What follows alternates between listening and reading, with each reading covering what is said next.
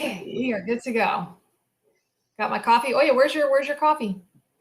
Oh boy, I'm drinking water. My green cup. Well, I always Seriously? like. Okay, Wonder if it. I just ordered a shipment of Cosi Talks mugs. You are going to be the first person who gets one. Okay, all right. I'm always with this green cup of water. I wonder if anybody ever noticed. Like he always has a green cup. So let's change it to the mug, and I'll be. I have that same green cup though, so I can't tease you too badly. But you got something more interesting when you come on the show. Yeah. All right, done. Sounds good. Sounds good. I'm starting to see some people pop on board, guys. So don't be shy. I brought a friend with me tonight. So we're gonna have some fun tonight. All right, guys. Hey, Glenda, can you let us know how the sound is doing? And you're listening to us from the YouTube channel. Yes. We've got Urbano Torres coming in from Houston, Texas. Welcome. And we got Susan coming in on board.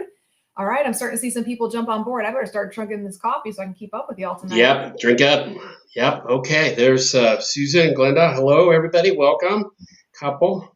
There we go. Oh, there's Stephen. We got William Davis in the house. All right, guys. Welcome. I see some new faces. I see some new names. Benjamin. Hey, Benny, man, thanks for sending me like the song of every day, almost every day, Benny sends me like the song of the day. And it's like all across the board with genres of music, and I love it. I love hearing all these songs that come in. We got Mark. Oh, you can hear us just fine. Thank you, Mark. All right. Good. Barbara. Oh, new emoji, Barbara. We've got Amanda from Fort Rucker, Alabama. We got Brett Sykes here with Iced Tea in Kansas. We've got Sandra and Kim, and we've got Susan. We got our Canadians on board this evening. All right. We got Kenny Jones. Right. You can hear us good. Ashley, I am loving the memes that you've been putting up. They're hilarious. Hilarious. All right. We've got Denise from North Carolina. Go Tar Heels. Yes, ma'am. We got Jake from Southwest Florida. There we go. There's my other Floridian, Debbie, in the house right there. Joseph. All right, Joseph. All right, we got a nice crowd coming. We're going to give you all just a little bit more time to jump on board. We got Jim from Metro East St. Louis with black coffee. Black coffee. Love it. He'll be awake. We got Doug. Snow in May. Holy smokes, but only for a day. Doesn't keep a bilateral from walking. Doug is a recent bilateral BK, and he is killing it. We got Harsh. Hey, Harsh. Fantastic. Lori from Ohio. There's one of my. All right, Lori. Hello. Let's see who else is going to pop on board from Richmond tonight. All right, guys, as you can see, I've got a friend with me tonight. Vital Fit is sponsoring this show. And as always, Greg Menino has volunteered to be in the hot seat. Hello. Okay. Hello, Cosi. Thanks for having me again. I love being on your show, and hopefully we can share some experiences and some information. So thank you.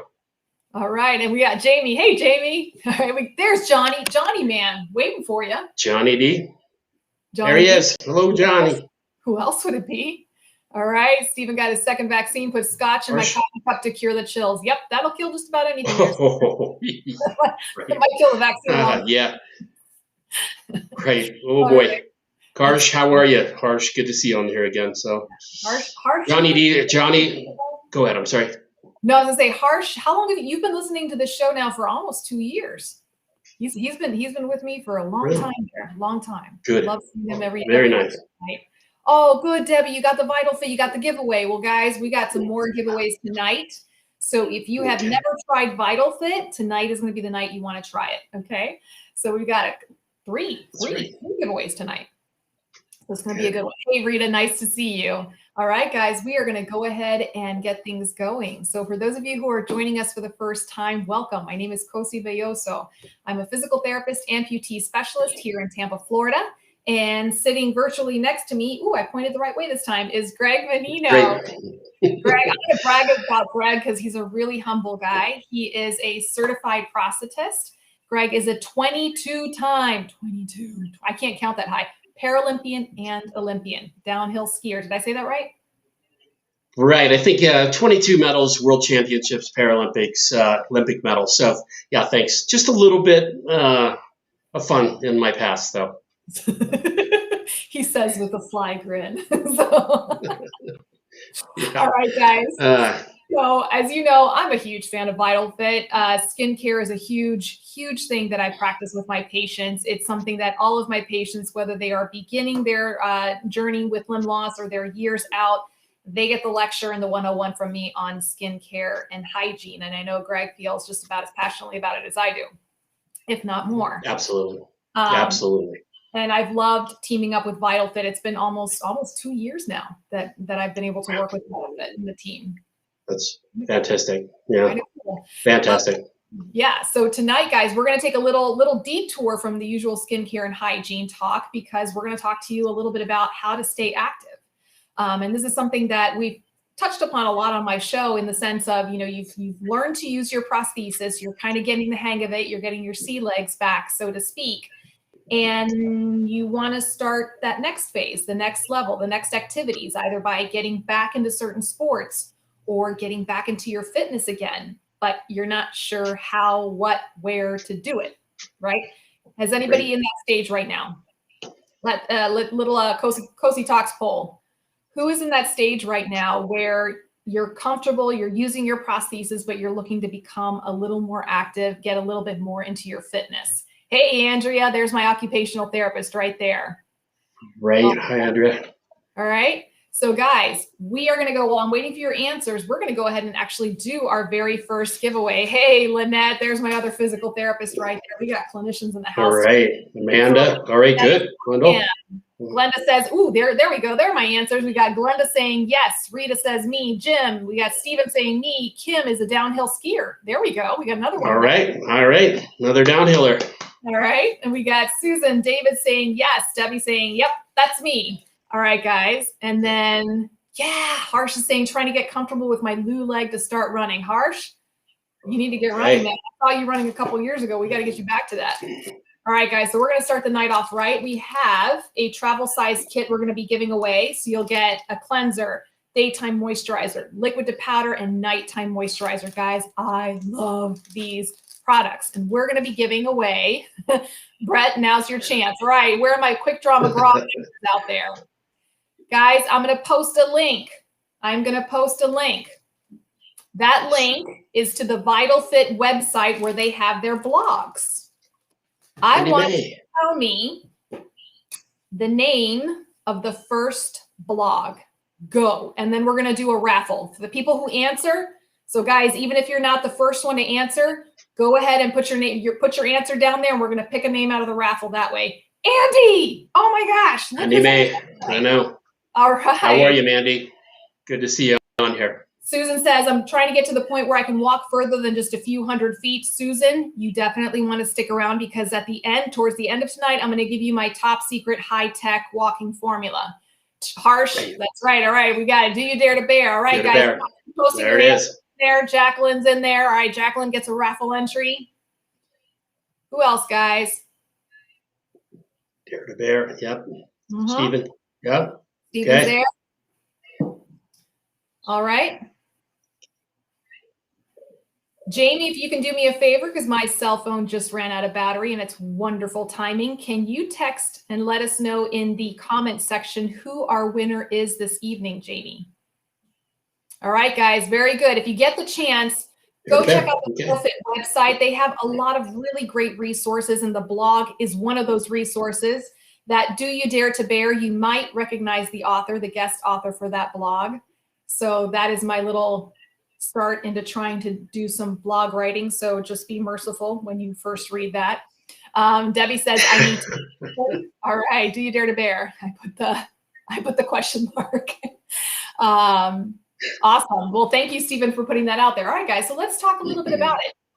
What are the factors that you need to consider? If you're looking at doing a strengthening program, like Debbie just says, are you looking to perhaps lose some of the weight that you may have put on while you were waiting to learn to use your prosthesis? I know that I hear a lot of that from my patient. Are you trying to figure out how can you start interacting again with your old friends that you maybe haven't seen in a while, either because of COVID or because also you've just been trying to get back onto your feet again? So Greg, what do you see from your patients a lot when they're in this in-between stage? Well, first of all, I think trying to get them to set goals. If we're beyond the rehabilitation phase and we're doing pretty well with our prostheses, then it's all about goals. And I'm a firm believer in setting that goal and going out and pursuing it. I got a lot of comments of people asking, hey, I want to get back into that sport of skiing or that sport of running that I used to do. And to get over that first hump and believe you can do it is probably the biggest question marks I always get. But we try to say, okay, you never ran, or have you ever ran marathons, or let's get a goal and let's achieve it. I think it's really key to have your prostheses fit, set up right, and comfortable to start pursuing these goals. So, yep. And guys, this is where just having, this team approach again, you hear me talk a lot about communication with your therapist, communication with your prosthetist. Many therapists now, many physical therapists are actually starting to provide these post-rehab programs. I know that for my own patients, when I've discharged them from traditional physical therapy and they've learned to become independent with their prosthesis, I give them the option of providing them with a fitness program, and they can check back with me once a month so we can update the program and things like that. So many of you who are in that stage and going, okay, how do I do it? Do I go to a gym? Do I go to this? Start going by just giving your physical therapist a call, and you'll be surprised at some of the resources that they may be able to provide you locally. Another thing to do, guys, check with your larger hospital corporations. I know we have one in my area of town. It's called Baycare, and they have hospitals everywhere. And many of their larger hospitals offer walking programs that are run after hours, after normal business hours for people who work, and they're run by some of the PTs. And they offer these programs as a free service to the community. Okay. So you got to get creative sometimes in trying to find these ways, but you're going to start to see that there are more places offering these type of adaptive programs, including adaptive sports programs. We're starting to see a lot of those pop up, right? Absolutely. Right. Yeah. I think that's another option is, like Cosi says, everyone, you have so many adaptive sport programs out there and amputee support groups. You start meeting people that are in like situations. They'll turn you on, like Johnny's watching tonight. He is going around this country doing different sports, challenging himself with cycling or rafting or rock climbing. And when you meet somebody like Johnny, he can be a great resource to direct you in the right way. Andy May's on tonight. I've talked to guys that are working with manufacturers. A lot of these individuals are limb loss community type of guys, so they have great resources there as well. But your PT, I agree. You keep in touch with the PT. Your prosthetist should have some answers to. So. Yeah, as well. And then, so Debbie asked a question: are there any gyms that offer discounts for us? I was in a facility for 11 months and need to lose weight. So here's my thoughts on this, Debbie. Unfortunately, there's not a whole lot of places. They have discounts for veterans, which I'm, obviously hugely supportive. They usually have senior citizen discounts.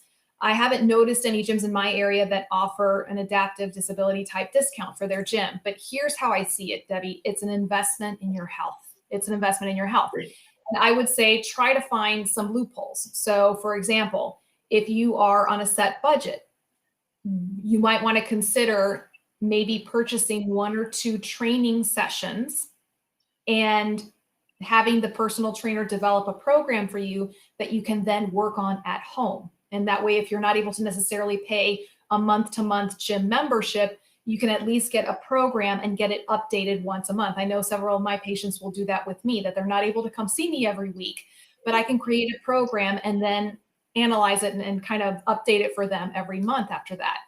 A lot of times, especially now with I'll say that's a kind of a very tiny silver lining with COVID, is that many trainers are realizing that they need to adapt their programs for their clients so that their clients can work out of home. Okay. And that brings me also to my other thing is, how do you find a personal trainer? How do you find someone who can help you as an amputee navigate your prosthesis? Okay. And again, my answer to that is be an advocate for yourself. I had a patient of mine that he came to me for traditional therapy, but he lived like almost an hour and a half away from my clinic.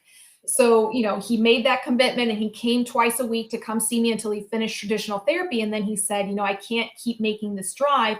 I want to continue my fitness. Will you talk to my personal trainer? And I said, absolutely. So the personal trainer was somebody who was obviously had a vested interest, called me directly, and I kind of gave him some hints on how to adapt certain exercises so that he could continue working with my patient on his fitness. So there's a lot of little loopholes that you can take if you're somebody who wants to participate in a gym membership. A lot of the this has been a pleasant surprise for me lately, Greg. I don't know if you've ever tried CrossFit. I recently joined a CrossFit gym, and it amazed me at how well they are at adapting towards everybody's level. I thought they were going to have me doing, 100 push-ups, 100 sit-ups that first day. Yeah. Able to work around the limitations with the surgeries that I've had in the past few years.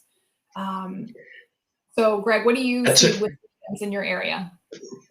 Same point, and you just made it. The Gold's Gym in our town, the Anytime Fitness, the CrossFit.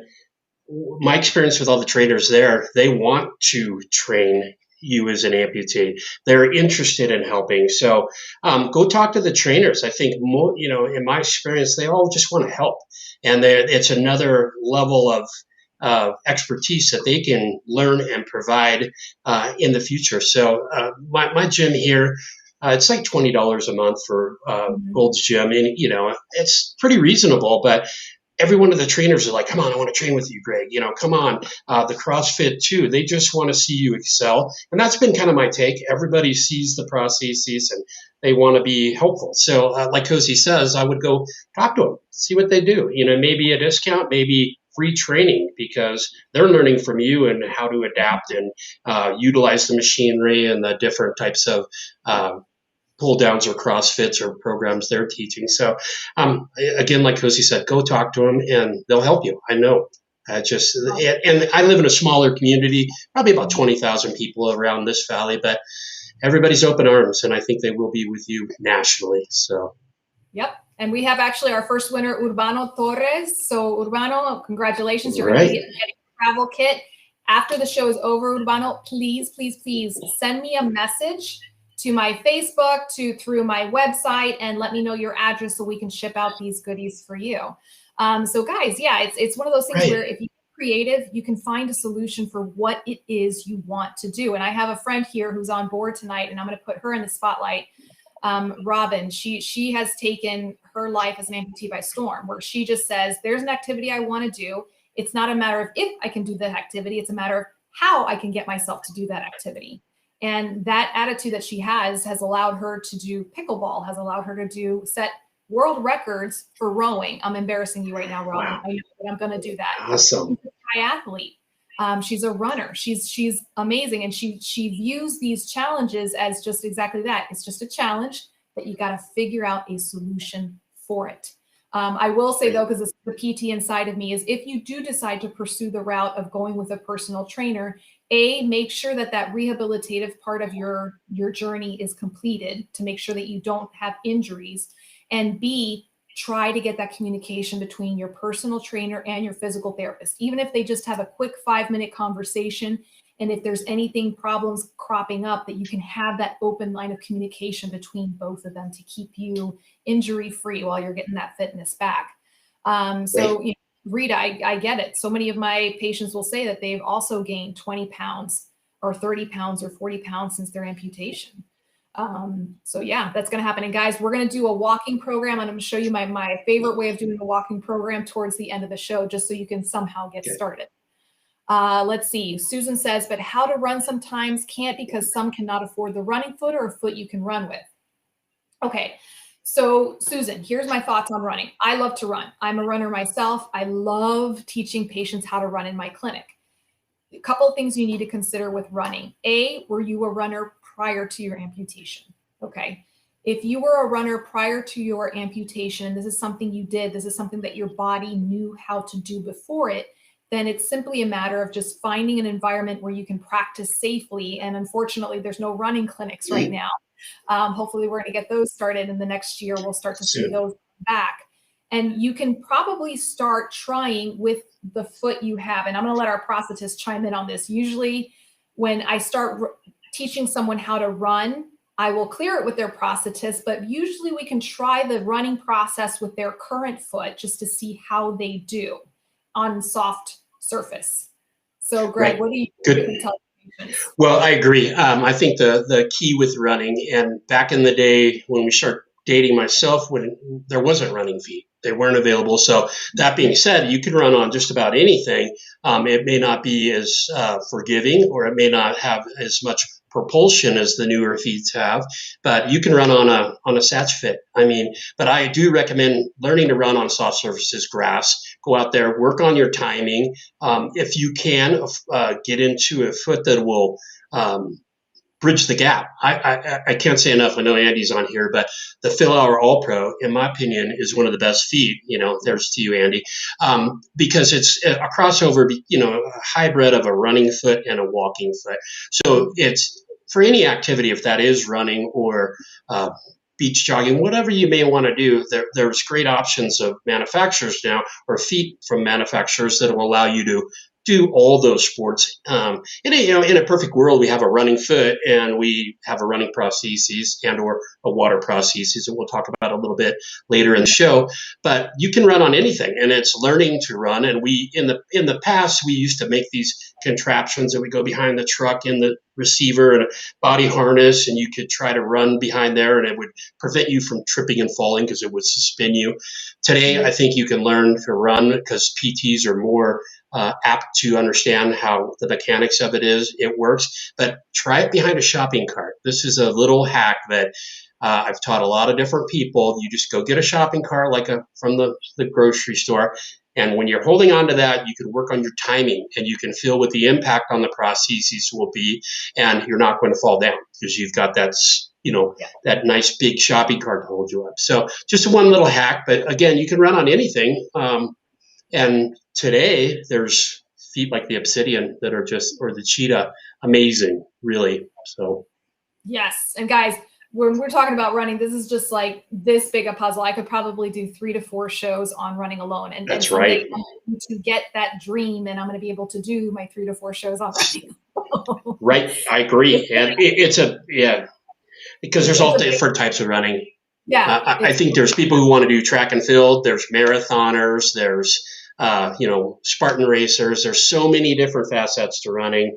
I know Spartan racers with prostheses, and they literally would duct tape their prostheses on just to prevent it coming off in the mud and stuff. But yeah, and I think a lot of manufacturers out there have really looked at this crossover theory of are we going to manufacture a sprinting foot, or are we going to manufacture an everything foot that we can run on with a heel kind of theory that we can walk on, run on, jog on. So it's a good time to be an amputee, I can tell you, because of the technology. Yeah. And then Rita says, I still can't walk without my walker. Rita, the walking program I'm going to give at the end of this show, it applies for people who are literally awaiting a heart transplant, because that's where I learned to put these programs together, all the way through athletes. So there's going to be something in there for you too, Rita. All right, let's move along just a little bit. Sorry, guys, I'm trying to catch up with some of these comments. Debbie says, walking services, I'm in St. Pete. Do you know if Bayfront has that? I don't know, Debbie. I know St. Pete, it's Bayfront. Here, it's Baycare. They sound very similar, but they are 2 different companies. But Debbie, as big as Bayfront is, they have to have some sort of program. So go to their website, go to their physical location. A lot of times, like on their bulletin boards, they'll announce like walking program or exercise program or fitness class that we're offering. And it's just a great way for you to get started. And a lot of times, guys, these classes don't get a lot of people, which is nice because it means you get a lot more personalized attention from the person who's teaching the class or the course. Just saying, just putting that out there. All right, so let me go ahead. Go ahead, Greg. No, I was just reading the comments too while you're speaking. Jim put in there, if you do the shopping cart thing, you got to watch it because you can't step on the rear wheel. So good point, Jim. And that will interfere your timing, and it could be a problem. But again, this is a training tool to learn the tempo of running. And once you learn that, I had an Israeli ex-army guy, and he literally went 50 yards with a shopping cart. Well, I don't need that anymore because I've got the tempo. So it's all about tempo training. So just be aware. But I do agree with Cosi on that last comment that people are going to want to help you if you're out there engaging in these sports or training at gyms. So when it comes down to if you're at the point of your rehabilitation and you're still in a walker, then that's okay too. then the goal is a little different. It's thinking about walking. And I love what Cosi says. For me, if I can focus on trying to walk 2 miles a day, just 2 miles a day. And I've talked about this with Cosi in the past. It's not an extreme distance, but it's enough to really teach you symmetry, working on strength, working on your aerobic capacity too. So it all starts with walking and walking well. And what happens into the summertime, and this is where I pitch Vital Fit, is we start perspiring more in our sockets. We all do it. We all know it. And the liquid powder will address that. So be cognizant of, you can create issues even walking or running with perspiration in your socket. Then it could lead to, and we talked about this a couple weeks ago, Cosi, gait patterns, pistoning, chafing, all those things can occur as soon as you get a little bit of perspiration in the socket. So just be cognizant of that when you're pursuing your goals here. Yep, absolutely. And I'm going to see, there's my rock star Robin right there. And guys, what she's saying here is absolutely right. There's a lot you can do in the time between surgery and receiving your prosthesis also to help yourself. Why wait for your prosthetic? Get involved with chair yoga, indoor rowing, stationary bicycling, swimming, etc. All these things can keep your body fit and build stamina so that you will be ready for when you receive your prosthesis. Every little thing that you can do physically helps build your foundation and will set you up for success. Awesome. Yep. Perfect comments. Beautiful. Boom. Yeah. Okay.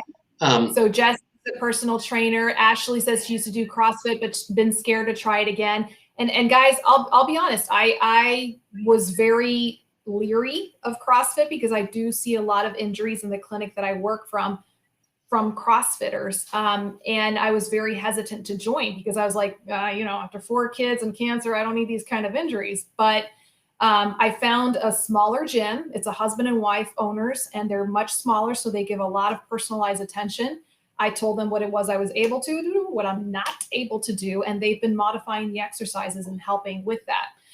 So guys, I think if you find just the right gym where you're going to get the right personalized attention, go for it. Just do it. As long as you're being safe, as long as you are comfortable and confident with your prosthesis. Okay. So we're going to go ahead and actually our time is flying by tonight, which means we're having a great time. So we're going to go ahead and go with our second giveaway. All right. And let me make sure I got the right one. Ta-da. All right, guys. Posting a link. Tell me the name of the first video. Go. And the winner of this one is going to get a full-size 3-part. So you're going to get the cleanser, the daytime moisturizer, and the nighttime moisturizer, the full size, guys, full size. Rita, we'll see you back, okay? All right, Rita. Daniel says, get back to my pre-revision walking speed and distance. Daniel, stick around because I'm going to give you some tips for that as well. So guys, tell me what is the name of the first video. We're going to do a raffle of the people who put the name of the first video. There you go. We got our first one with Harsh. Very good. Harsh. Okay. All right. Go get it. Let's see. Kim, good. We got Kenny. Bonnie's is chiming in. We got Jess. Very good. Jess, right. All right, guys.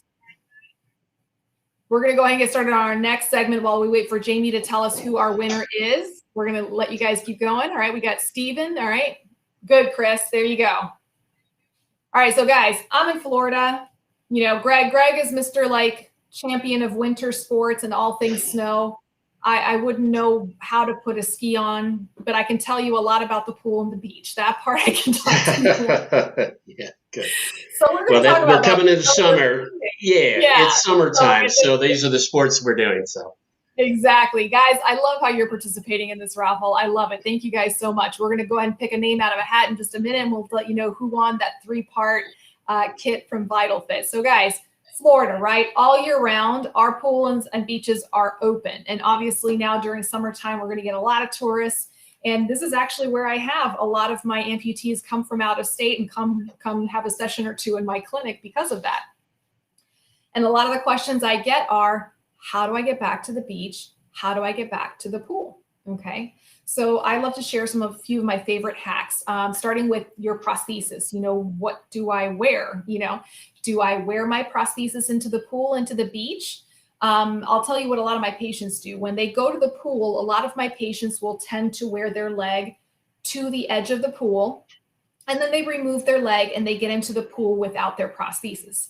Now, there are some people who have the fancy prosthesis that are completely waterproof, the above the knee, some of those fancy microprocessor knees and also mechanical knees, and they might choose to leave their leg on and they just have to do a little bit more with the suspension to make sure it stays on. But for the most part in the pool, people like to take their leg off and just go to the pool. How about you, Greg? Do most of your patients like to keep their leg on or off of the pool? A little of both, depending on where they're at in their rehabilitation. But fortunately, fortunately or unfortunately, I'm working with more seasoned patients lately, so everybody's on their prostheses. Everybody wants to have a water leg because hopping around pools is very dangerous. Hopping into the ocean, very, very strenuous for yourself, and you're pounding on that knee. So I did it as a younger man. I don't hop anymore. I'd rather have the prostheses, and I try to discourage people from hopping. It's just one of those impacts that over a long term or a lifetime of being an amputee that you're just going to pound your hip and knee. So we get a lot of prosthetic on stuff. So a lot of transfemoral patients have microprocessor knees that are waterproof. I still don't, even though they're waterproof and they work great, you could take them in the water, but kind of an expensive system to take in there. So you have to do maintenance on it. What I try to set up is a older hydraulic knee with their older socket, or in a perfect world, your prosthetist will build you a water prosthesis if you're really living at the beach or always active in those water type of sports. So, but being able to have it on is better. If you're a wakeboarder or a wake surfer type of guy or girl, having the prosthesis is, you have to, really. So riding with it is what everybody seems to be doing today. What I do really encourage is getting a leash, because even with the best fit, you step off a jet ski or a windsurfer or wakeboarding, that prosthesis can get ripped right off you and they sink. And I know Cosi has a good story about this, but maybe, and I jumped a little ahead, we should be talking about pool activity a little bit more, but just my kind of 2 cents, make sure you have it tied to you, okay? I have personal experience of losing a prosthesis, so, even with a perfect fit, it can come right off, especially when you get introduced water. I'll save that story for when we get to the beach part of it. But yeah, and actually I read a comment here, I think it was Susan, who said, how do I get in and out of a pool? Because I'm a little embarrassed that people are seeing me try to do this. And guys, this is a very real thing that people tell me. And I get that. It's self-conscious when you're walking to the pool or trying to get in the pool, and it's an awkward time. So what I tell people is, for both pool and beach, practice. Go during a time you know that you're going to go to. Call ahead. Number one, find out at the pool if they have disability access. Do they have those specialized chairs that lower into the pool? If they do, who is there to help you monitor and help you to get to do that? Usually it's the lifeguard. I used to lifeguard for many, many years, and we used to have to test that chair every day to make sure that it was going to work for anybody who came into the pool and needed to use it. Okay. Second thing is, take someone to practice. If you don't have the chair that goes into the pool, do they have stairs with a railing that allow you to slowly go down the stairs and hold on?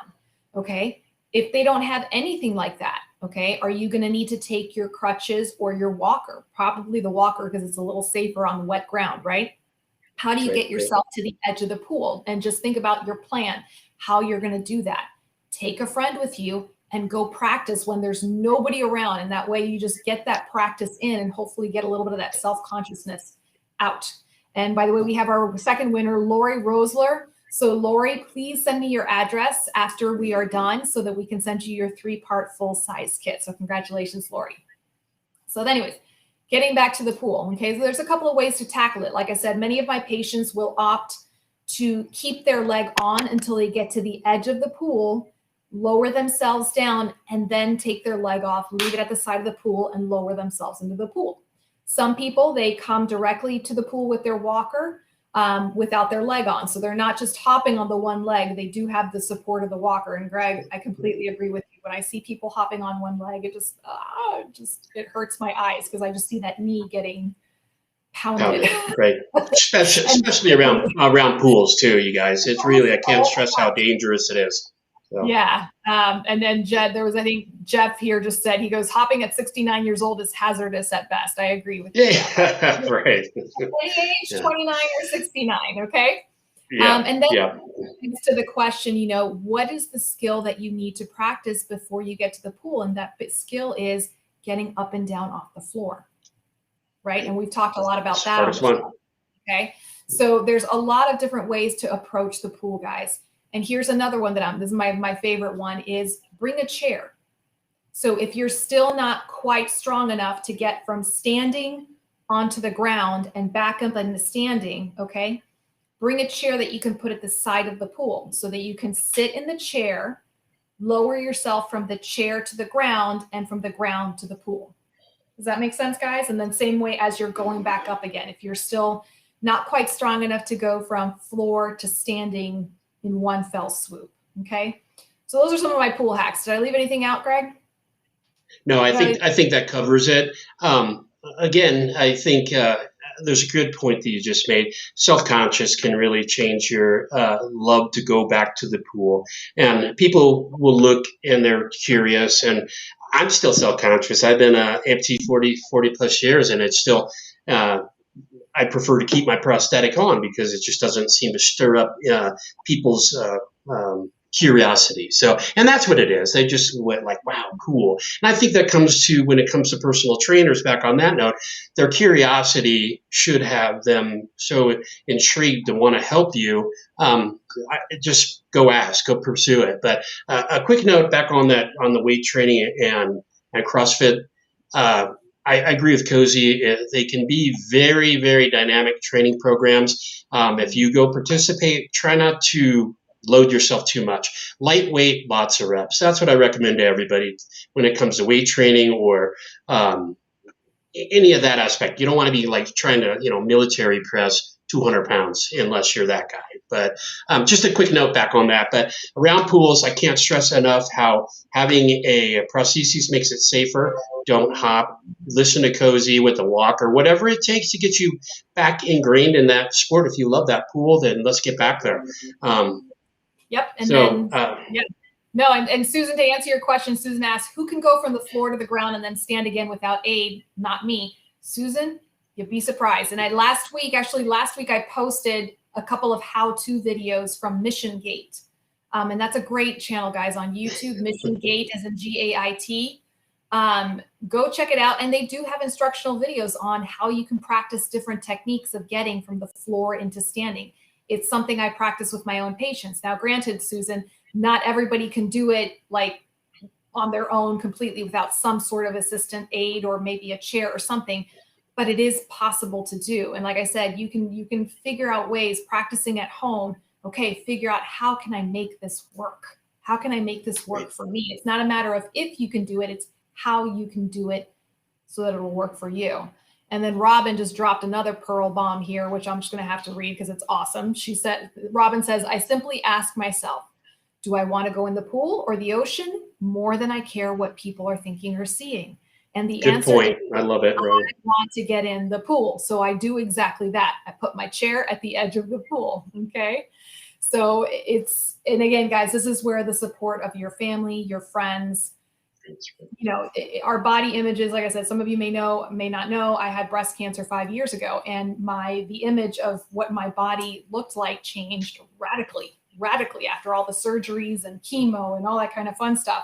So when you're going out in public with this new body and that you're still getting used to, and people are staring and people are looking, that can be daunting, but you can't let that stop you from doing what you want to do. And those first couple of times that, I went out without any hair on my head, well, I had a good friend with me who helped me just kind of go through the day and then get through the day. And then it got easier, a little bit easier every single time I went out and practiced. Okay.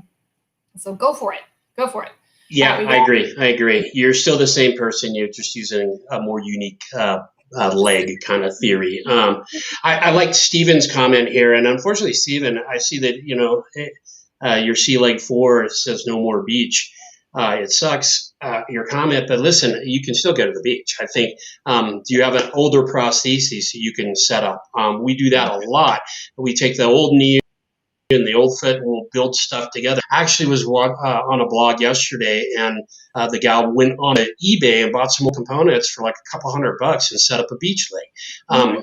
Not thought in theory anywhere to have it to be able to go and enjoy if you love the beach. Talk to your guy, or your girl, whoever your prosthetist is. Maybe that's the way to put it. And you shouldn't not be able to enjoy those things if even with Sea Lake 4, and I thought they're pretty water resistant. So, but the last thing you really want to do, and I've said it from day one working with Cosi, is taking that beautiful prosthesis microprocessor knee, if that's what you have, in the ocean. It's pretty hard on stuff, even though they warranty them. But if you don't maintenance, it can be problems. So your foot shell will fill with sand, and you just have to maintenance. So in a perfect world, we have a beach leg or a pool leg with a foot shell that drains, and we can just engage in these activities without thinking about it. So, yeah, that comment, Stephen, do you have I'll ask you, do you have an old prosthesis, we can set up for you? That would be my question to you. So. And guys, I was going to say, I mentioned this particular one all the time, several of the manufacturers, they have a cheap water foot, and that's exactly what it's meant to be. It's kind of an upgrade, one step up from the traditional wooden satch foot. And the one that comes to mind right now, don't quote me on this one. It's from College Park. Is it called the Breeze? I should know this. I know that College Park has a very inexpensive foot, guys, and it's meant for the water, and it has like a drain hole at the bottom so all the water can run out. It's easy with a hose to rinse off the sand and the salt water, the chlorine water. Like it's a foot that's meant to be kicked around. And like Greg said, again, we live in Florida. People here live literally at the beach. That's where they want to be. And the beach and the salt is brutal on parts. So they will save their old sockets, provided that their old sockets are relatively comfortable. You don't want that socket that was just causing sores on you. But if you have an old socket that it just needed an extra sock or two to kind of get it to fit, and then outfit it with a cheap foot. This is one of those few times that, I agree with Greg, and I'll say, yeah, go ahead and go to eBay and try to find yourself a refurbished foot, or just a foot that you don't care if it gets damaged, I guess is what I'm trying to say.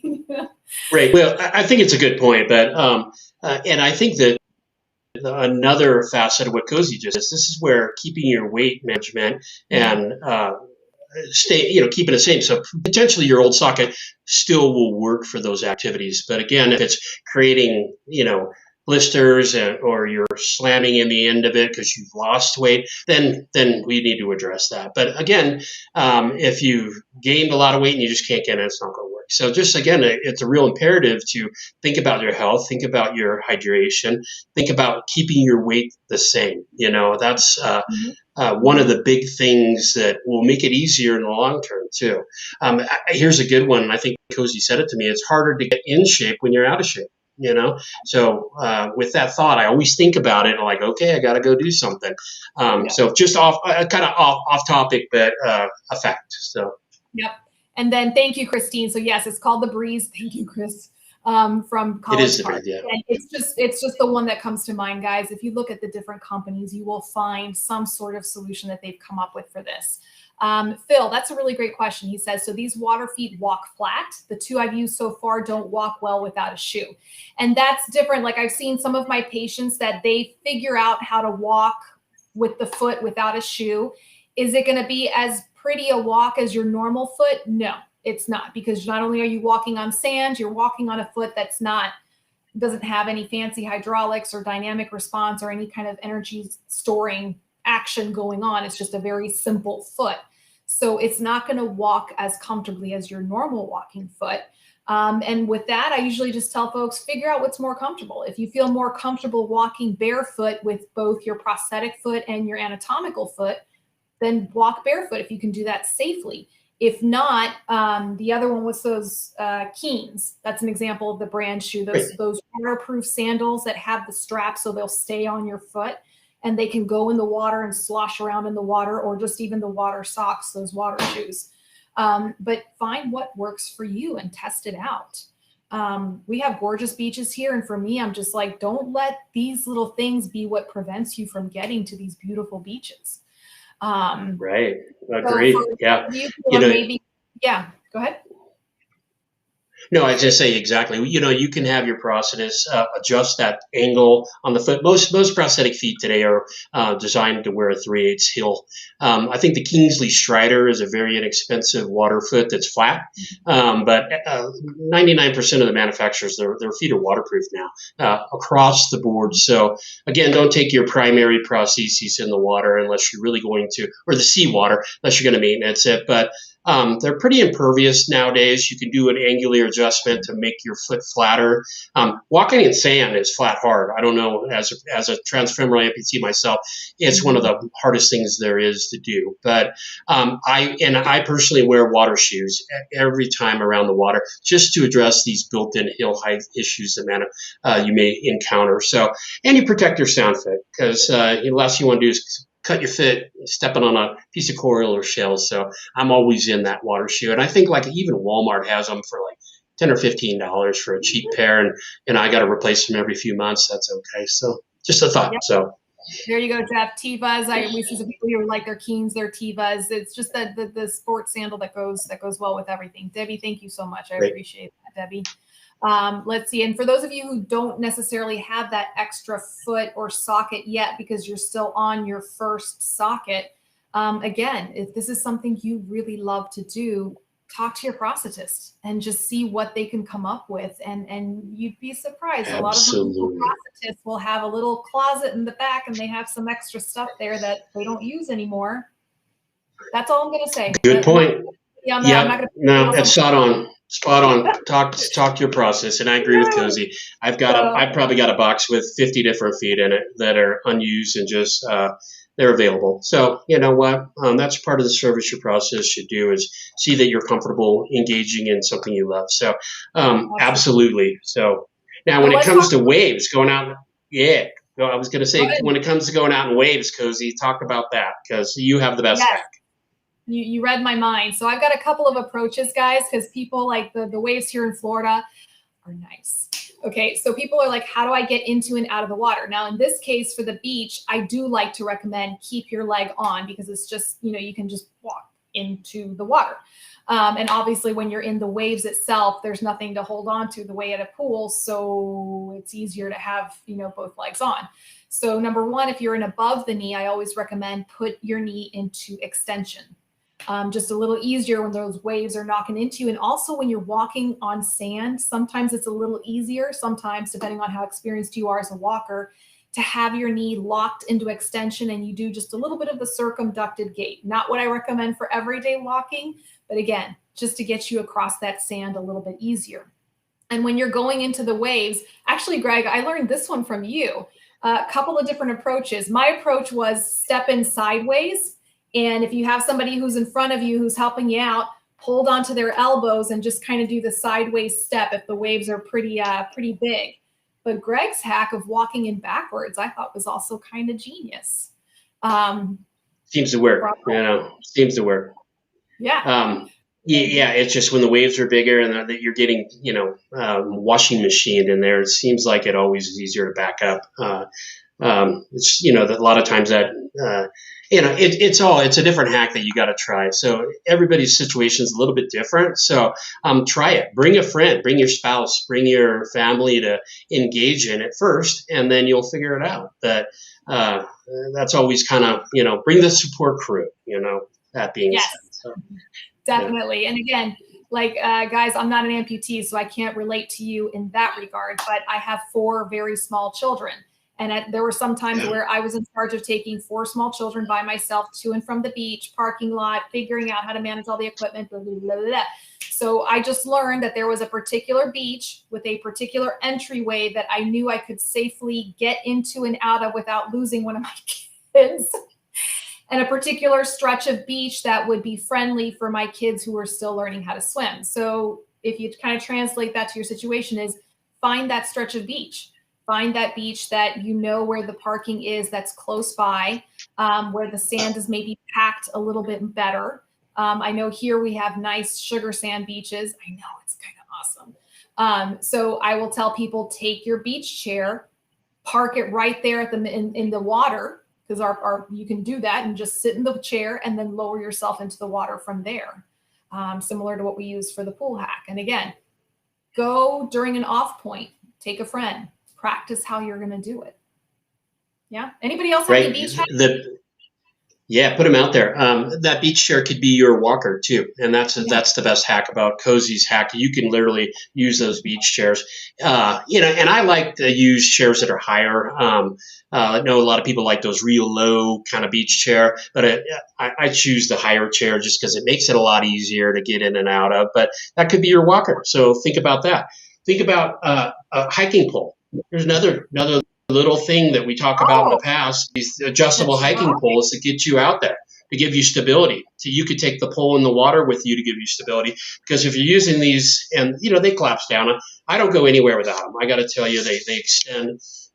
It's a couple different contacts to the ground where it gives you that extra stability when you're being pushed around by waves. So these are pretty relatively cheap. I mean, this pair is an expensive pair. You can spend from hundreds of dollars to $20, but it'll give you more stability if you're, pursuing the beach and walking in sand or going into the ocean. There's nothing better than a couple more contact points to the ground. So I walk every day. When I walk, I have the poles in my hands. So think about that. Just another easier way to get you to engage in these kind of sports. So. Yep. And Debbie just said Treasure Island has mats that they roll out into the water. I've seen one beach where it's like a ramp, that they built a ramp that with railings that you just walk, which I was like, that is so cool. And actually, guys, that reminds me, on my Cosi Talks Facebook page, I just posted an article this afternoon on the beaches in Florida that have, I think it was wheelchair access, or that provide wheelchairs. Anyways, check that article out, especially if you're in this area. Justine says, I've had a lot of patients trial trekking poles. Not in the water, but even just on uneven surfaces to prepare. Yeah. And I know Greg uses. Absolutely. Absolutely.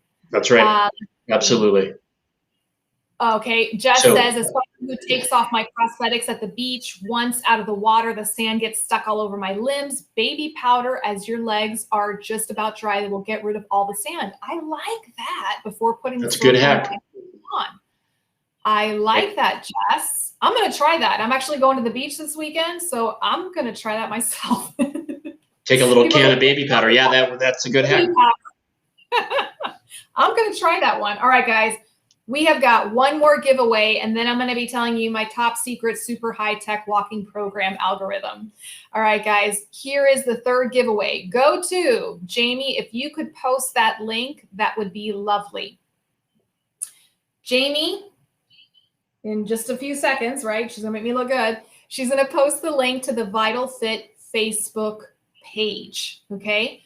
Go to Facebook, their Facebook page, follow them, and then like a post. If you're already following them, like one of their posts. And this one's for the 4-part kit, guys. This is for the cleanser, daytime moisturizer, liquid to powder, and nighttime moisturizer. Full-size kits. Go. Yeah, Greg's got it. Go. Thank you, Jamie. I got them right here. That's what I use. I've got them because I use it. Jamie posted that link. All right. So Jess says, I'm headed to Florida next weekend and we'll be using this hack again. Jess, I love it. I'm going to try it myself. Good. All right, guys. So next, and this is probably my favorite part, walking programs. I'm a runner. So for me, whenever I was recovering from surgeries, whenever I was recovering from chemo, for all of my patients, started with the walking program. And what I love about it, I call it like from 2 chairs to 2 miles. So whether you're at that stage where you're only getting from 1 chair to the other, or whether you're looking like Greg and you're a hot shot doing 2 miles or more, you can use this program. Let's see, Jess or Leanne says it's great on the grandbabies to get the sand out of their hair. Yeah, that's a good one. Awesome. I'm gonna have to try that one on my 7-year-old then when I go. All right, guys, are you ready for this super high-tech device that I use to show people a walking program? Yep, there it is. Cosi's high-tech. It is a piece of paper. People of the world be jealous. I know.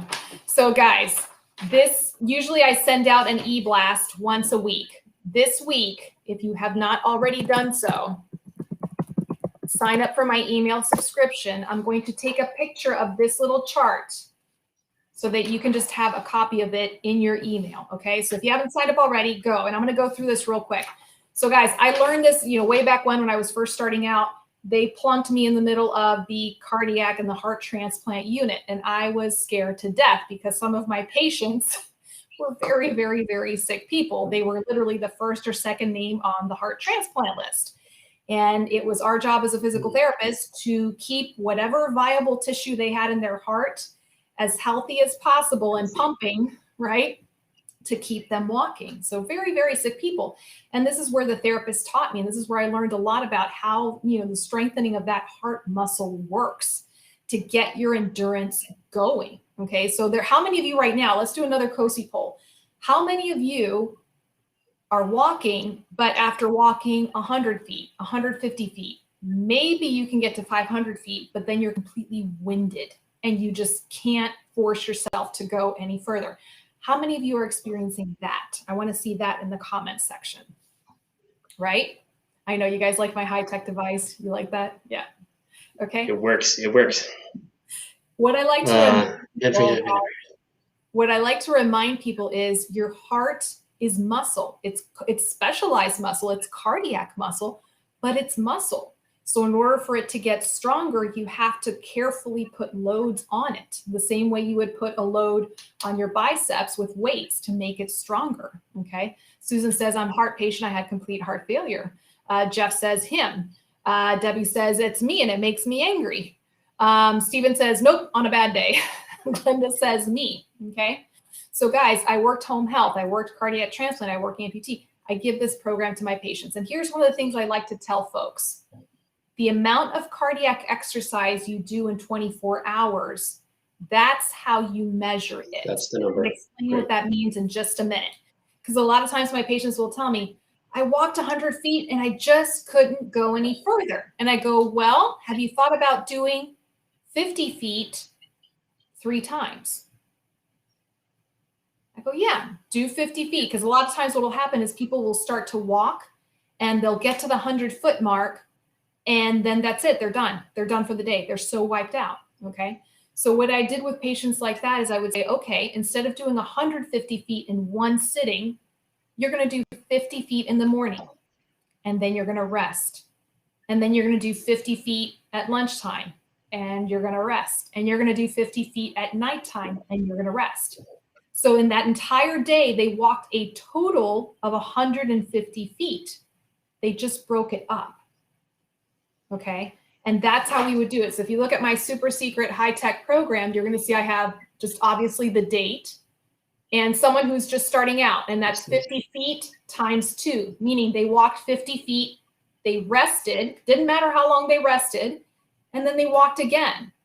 Okay. And in some of my patients who were heart patients, I would have them monitor their heart rate and then something else called the Dyspnea Index, but we're not going to get into that now.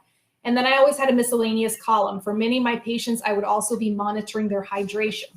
Some of my patients might be on fluid, right? Some of my patients would need to start drinking more water because I was noticing that they were getting dehydrated. Some of my patients were brittle diabetics. So in this little miscellaneous column, I would have them write for me their glucose, okay? But guys, the act of just writing a log like this, and it doesn't have to be a fancy app, it's just a piece of paper and a pencil. I cannot tell you how effective it is to do this and to see your progress every day, okay? So let's just go back to this part. Sorry, guys, I'm trying to aim this in the right way. So I just made up some dates, but just as an example as to what some of my more patients who needed work. So the first day they would do 50 feet times 2, 50 feet times 2, 50 feet times 2. Their heart rate is staying nice and steady. So I would say, okay, let's do 50 feet times 3 and see how they react. And then after that, they would do 53 feet times 3, 50 feet times 3. And then I'm like, okay, well, now let's go ahead and start combining distances. So as you can see, sorry, guys, if I'm pointing in the right direction, from 50 feet to 3, right? So that's a total of 150 feet that day. And then the next session, I would have them do 100 feet times 1 and then 50 feet times 1. So I took the distances and then combined it a little bit at a time. And then over the course of time, that's how you start building distances. Sorry, I'm pointing in the wrong direction. You can start slowly building these distances up, okay? The point is, it takes time and consistency, and you do need to hold yourself accountable. The other reason why I love doing these charts like this is because as a therapist, I could just easily see, okay, this person has been stuck doing the same distance day after day after day after day. It's time to increase it. Or this person's heart rate is starting to really creep up past what their doctor recommends. We need to back down the distance. Reduce it. Or we need to take that distance and break it up even further into smaller distances throughout the day. Okay. But remember what I said about the cardiac benefits, guys? If you do 500 feet and you break it up into 100 feet increments throughout the day, you're getting the cardiac benefits. Okay. Absolutely. And guys, even in the higher level training, there have been some races where I was training for a half marathon, right? And I'd have to do a 6-mile run for my training plan in a particular day. And I just didn't have time. So I would do 3 miles in the morning and then 3 miles in the afternoon. The cardiac training was still there. The same, Guys, right? makes sense. Give me a thumbs up or give me a, yep, I'm getting this, or no, Cosi, you're not explaining this very well. No, it's perfectly explained, and I think a dry erase board works very well too. I've seen a lot of that out there, that you can do it in journaling. I'm a big believer in journaling your goals. And I know that everybody in the world has an iPhone pretty much today. These devices, or any type of smartphone, has the ability to log steps. And kind of where I'm at, and a lot of higher level amputees I'm working with, they look at their phone. And I just saw a comment, Cosi, and I can't see it again. A gentleman was talking about tactical training and NFL. It went away on my scroll. But you can look at this and gauge how your activity is by steps per day. And that's what I do today, as simple as that. I mean, Fitbits were really big for a while, even the Modus, outcome devices. But again, as simple as looking at this.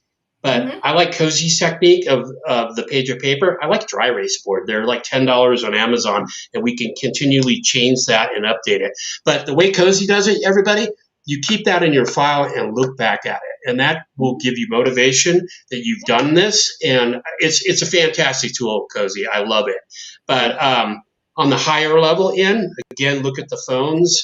Look at your Fitbit, your smartwatch. Everybody monitors those things. So, on that comment, can you look his comment up, Cosi?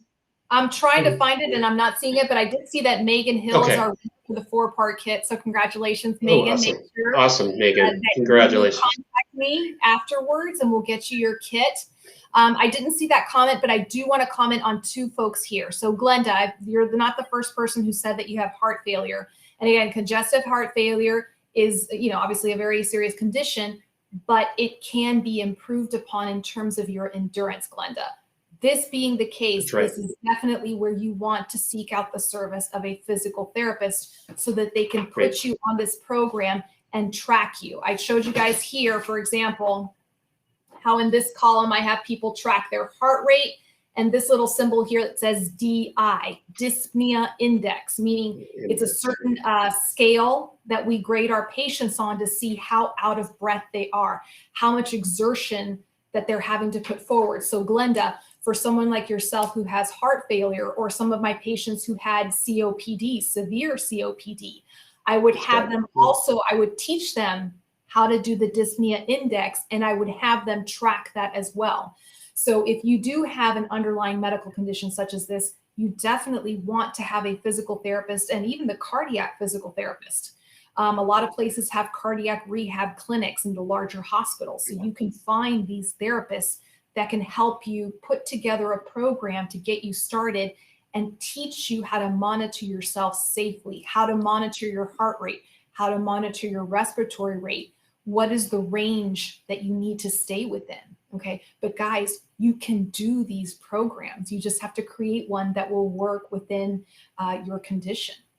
The other one, so Ashley, this is a very classic one. Ashley says, I can go about 300 yards, or stairs kill me. I can do one flight. Let's talk about those 300 yards, Ashley. That's actually, number one, it's a pretty decent distance. It's about close to 1,000. Sure it is, yeah.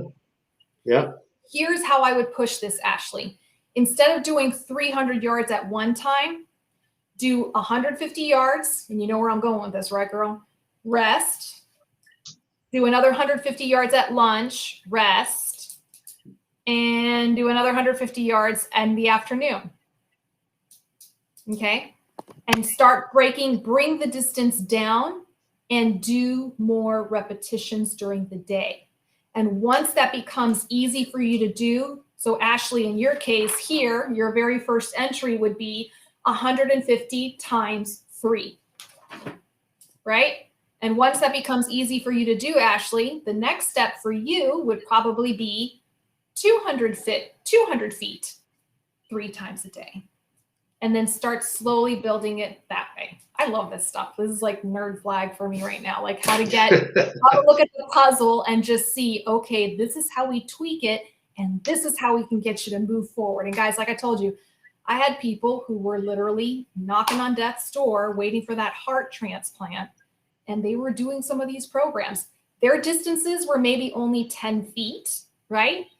But you better believe I had them walking 10 feet, sitting down. An hour later, I'd come back. All right, let's do another 10 feet and we're going to keep you going. Okay. And it works.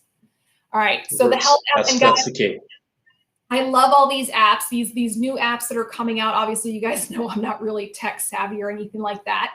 Apps are wonderful. It's basically whatever it is that you can do to keep track, okay, and hold yourself accountable. When you see a graph, whether it's on a piece of paper or you download the information from your app and you see your progress, that's where sometimes the light bulb will go off and say, oh, I've been overtraining, or the opposite, I've been undertraining. And again, this is where the services of your personal trainer, your physical therapist can take a look at this information and see where you need to work. All right. Great point. I love what Steven says. Good. Let's see. David says, I think I might be putting too much pressure on myself. Got it. Signed, obsessive. No, that's good. I read that. That's so good. A lot of people, sounds like they have Garmin trackers and they have Strava. And guys, I've got my own Garmin that I use for my running, and I'll download stuff sometimes. But even for me, guys, it's just easier in my paper calendar to track my mileage sometimes, so I can just see across the board, okay, what is going on in this week? Why am I struggling so hard just to get my distance and my miles in? Yeah, Steven says my PT looks at my Fitbit app every time I see her. And I do. I have a couple patients also myself that will come and show me their apps and things, and I try to figure it out. But there's certain key bits of information that I will try to get out from those apps. So yeah, and it's something, guys, it's something inexpensive. I think my favorite thing when I did home health for like 8 years. So you have to get creative when you do home health because your patients are stuck at home. They can't go to the gym. They can't do anything. And I would always just like looking around people's neighborhoods and just finding that little stretch of path, whether it's because they lived in a cul-de-sac and they could do laps, or they had a nice piece of sidewalk that didn't have too many cracks in it. And I would say, okay, here's our distance that we're marking off. Start your program. So as you guys can tell, I'm kind of big on that. Yeah, I love it. That's fantastic. All right, guys. So we are actually wrapping things up. We did a long show tonight. We're getting to the end. Yeah, we could continue on and on. We didn't really touch on biking. Maybe that's a future conversation. But so many great hacks, everybody, from Cosi. I love listening to you. I'm mesmerized listening to you talk. And every time I'm working with you or on these podcasts, I learn something new from you. So thank you. No, likewise, Greg. It's always a pleasure having you guys in the Cosi Talk studio. Oh, Johnny, thank you, man. You're our tech team there, making sure we sound good. All right, Stephen. Well, guys, I do want to thank my sponsors for this evening, Vital Fit and the team, Chris and Jamie. Thank you, ladies, for being on the show and helping out tonight. Thank you for all the wonderful giveaways for my viewers. Those of you who are big winners tonight, I believe it was Urbano. We've got Lori and Megan. Make sure that you send me your information so we can mail out your goodies. So thank you to Vital Fit, guys. Check out the Vital Fit website. Greg and I do webinars through the Vital Fit website. so you can find out the dates on those free webinars and keep getting more education from us both. All Great. right, guys. Awesome. We will see you next week. Same bat time, same bat channel. Thank you, Greg. Thank you, Cosi. Thanks, everybody. Okay. Bye. Reach out if you need any help.